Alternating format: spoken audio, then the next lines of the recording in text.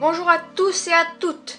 Donc aujourd'hui je vais vous lire une histoire qui s'appelle Ulysse prisonnier de Circé, qui fait partie de la série des Les agents secrets de l'Olympe. Moi j'ai 3 tomes à la maison, donc je vais vous les lire. Ils ont été écrits par Alain Surgé et Julie Folk de la maison d'édition Castor Poche. Allez, on commence. La vengeance de Poséidon. Dans son palais de corail, au fond des abysses, Poséidon fait grise mine. Il a très mal à la tête depuis qu'il a reçu un rocher sur le crâne. Son épouse, Amphitrite, a beau le soigner avec quantité de produits à base de sel marin, la douleur est toujours aussi intense. Affalé sur son trône, orné d'oursins et de coquillages, le dieu de la mer porte la main à son bandage et pousse un profond soupir. « C'est à cause de cette Ulysse !» ronchonne-t-il en s'adressant à son épouse assise sur une amphore. « Si je n'avais pas percé l'œil de mon cyclope de fils, celui-ci n'aurait pas jeté de bloc sur mon bateau. »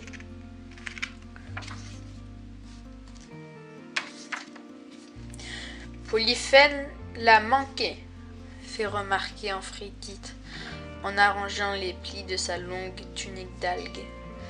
C'est bien pour ça que le roc m'est tombé sur la tête, enragea Poséidon. Mais je me vengerai, assura-t-il en haussant le ton.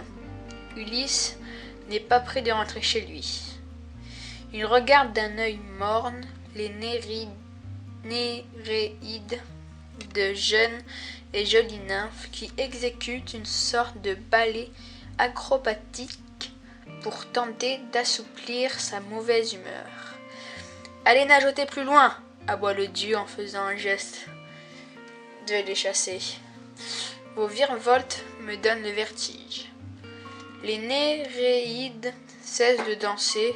Vexées, elles retirent les étoiles de mer qui leur servent de boucles d'oreilles, les jettent dans la vase et s'éloignent. Elles disparaissent au milieu des poissons, poulpes, serpents de mer et autres courtisans rassemblés dans le palais. À ce moment, un hippocampe lance une sonnerie de bulle, annonçant l'arrivée d'un des espions que Poséidon a placé à la surface des océans. Chevauchant un dauphin, un triton fend l'eau et s'arrête devant son roi. « Je l'ai vu !» s'exclama-t-il. « Qui ?» rugit le maître des abysses, qui n'aimait pas que l'on pénètre avec sa monture dans la salle du trône. « Ulysse, le roi d'Ithaque. Son navire passe juste au-dessus du palais. » Au nom d'Ulysse, Poséidon, le redoutable, se lève et hurle. « L'imprudence, son audace n'a pas de limite. Il va connaître ma fureur, mon trident, vite. Et vous autres, allez vous ameuter dans les trous des rochers, lance-t-il à ceux qui l'entourent. Je vais soulever une de ces tempêtes. » Le navire d'Ulysse a quitté l'île des Cyclopes depuis plusieurs jours. Il remonte maintenant vers le nord.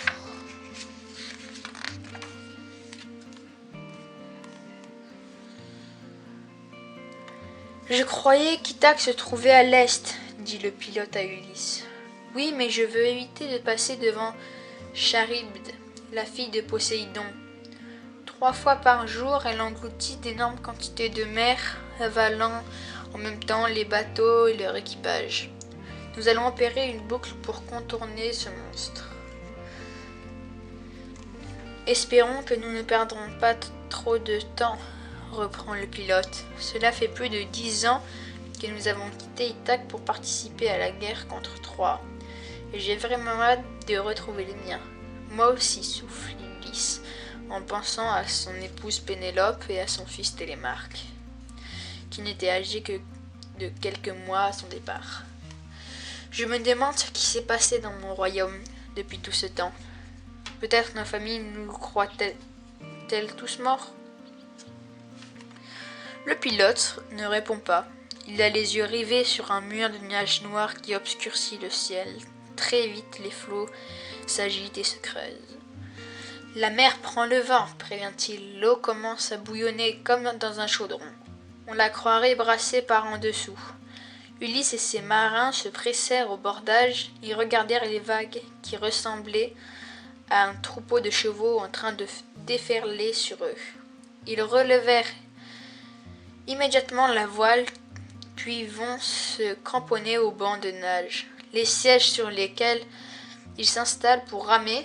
L'instant d'après, le bateau saute en l'air, soulevé par une vague énorme, et retombe, craquant de tous ses bois.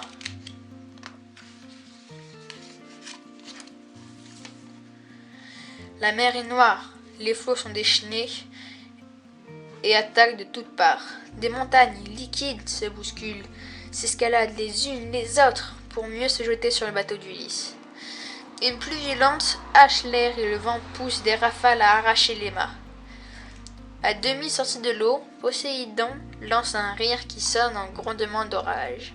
Son trident à la main, le dieu vengeur brasse la mer, comme on remue une soupe. Le navire est secoué, ballotté, enfoncé dans les vagues. La mer embarque, trempe l'équipage, déferle d'un bord à l'autre, emportant les amphores, les coffres de nourriture. Elle couche le vaisseau sur le flanc, puis se déverse de l'autre côté.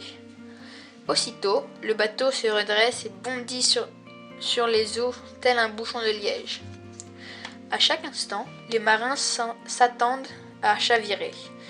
Blancs de terreur, ils n'arrivent même plus à crier quand les rouleaux s'abattent sur eux. Ils restent agrippés à la barre du gouvernail, à ceux qui subsistent du mât fracassé ou au banc fixé sur le pont. La tempête dure tout un jour. Quand enfin fatigué et sa colère un peu retombée, Poséidon regagne les profondeurs. Ulysse et son équipage se retrouvent complètement perdus sous une nuit sans étoiles. Les vagues ont brisé le gouvernail, le mât et emporté la plupart des rames et une grande partie de nos provisions, constate le pilote. Nous n'avons plus de quoi diriger le navire. Laissons-le flotter à la dérive, répond le roi. D'Ithaque. Nous finirons bien par aborder une terre. Oui, mais laquelle? Qui sait ce qui nous attend au bout de la nuit? On va s'arrêter pour aujourd'hui. Et demain, on lira le grand 2, les crocs d'Argos. Allez, à demain!